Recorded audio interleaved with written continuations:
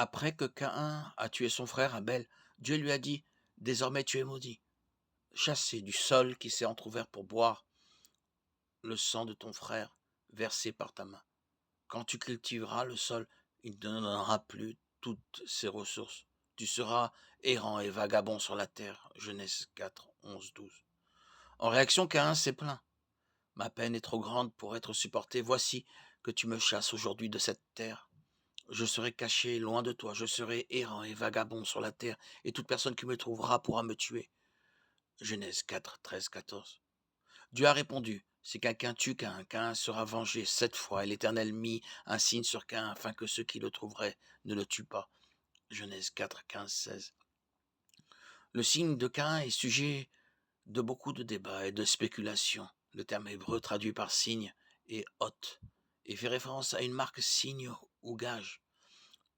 Ce terme est employé 119 fois dans les écritures hébraïques et est le plus souvent traduit par signe.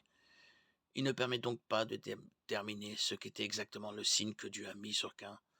En tout cas, c'était un signe, une indication que Caïn ne devait pas être tué. Certains pensent qu'il s'agit d'une cicatrice ou d'une sorte de tatouage. Quoi qu'il en soit, sa nature n'est pas le plus important dans ce passage. L'essentiel est que Dieu ne permettait à personne de tirer vengeance de Caïn. Tel était le sens de la marque, quelle qu'elle soit. Par le passé, le signe de Caïn a souvent été identifié à la peau de couleur noire. On pensait que Dieu a changé la couleur de la peau de Caïn afin de l'identifier, puisqu'il a également été maudit.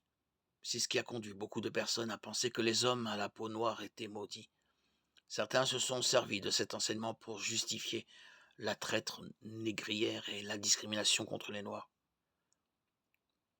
Cette interprétation est absolument anti-biblique. Hôte n'est employé nulle part dans les écritures hébraïques en référence à la couleur de peau. La malédiction de Caïn en Genèse 4 ne concernait que Caïn et rien ne dit qu'il l'ait transmise à sa descendance. L'idée que la descendance de Caïn avait la peau noire n'a absolument aucun fondement biblique. De plus, à moins qu'une des femmes des fils de Noé descendit de Caïn, ce qui est possible mais hautement improbable, sa lignée a disparu avec le déluge. Quel était le signe que Dieu a mis sur Caïn? La Bible ne répond pas à cette question. Le sens de ce signe que Caïn ne devait pas être tué était plutôt important que sa nature. Quoi qu'il en soit, il n'a rien à voir avec la couleur de sa peau ou une malédiction générationnelle de sa descendance.